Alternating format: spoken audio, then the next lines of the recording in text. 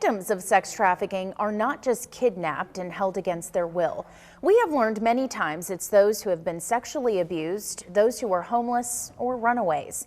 Tonight we meet a survivor who never knew she was being trafficked.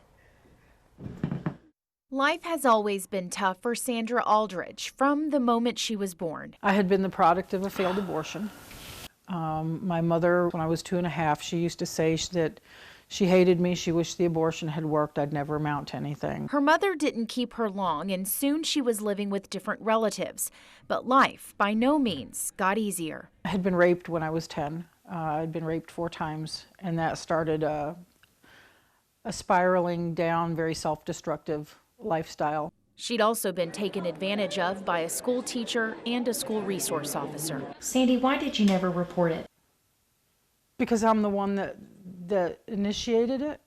By the age of 15, Sandy ran away from home. California, Texas, Miami, up to Boston, then Connecticut.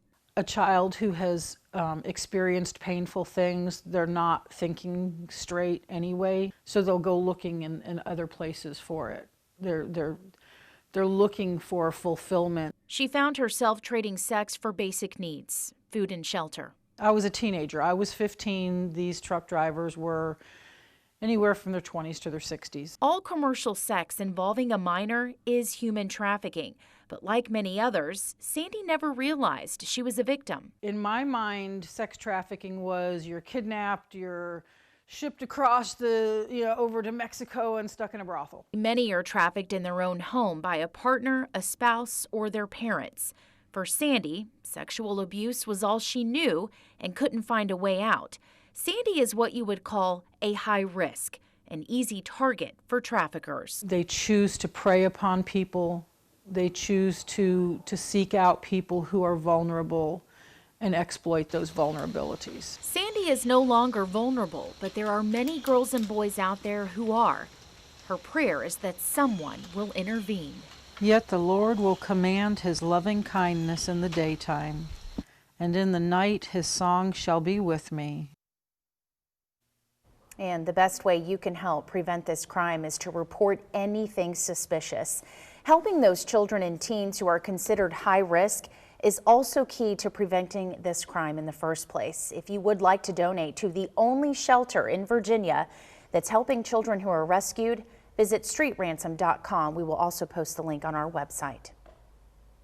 Wow, what a powerful story she tells. Yeah, she's a very strong woman. I gotta say, Jean, just the past few weeks, we did 3 stories back to back on this problem. It has just been an emotional roller coaster putting these stories together, but I've learned so much. It's just such a misconception, one, that it does not happen here in our area, and that it's also just something overseas, and that the victims are held against their will. And many times that's not the case. These are your next door neighbors. I mean, this is the girl that you sit in class with, or the boy. I was told that LGBTQ boys are at very high risk for trafficking.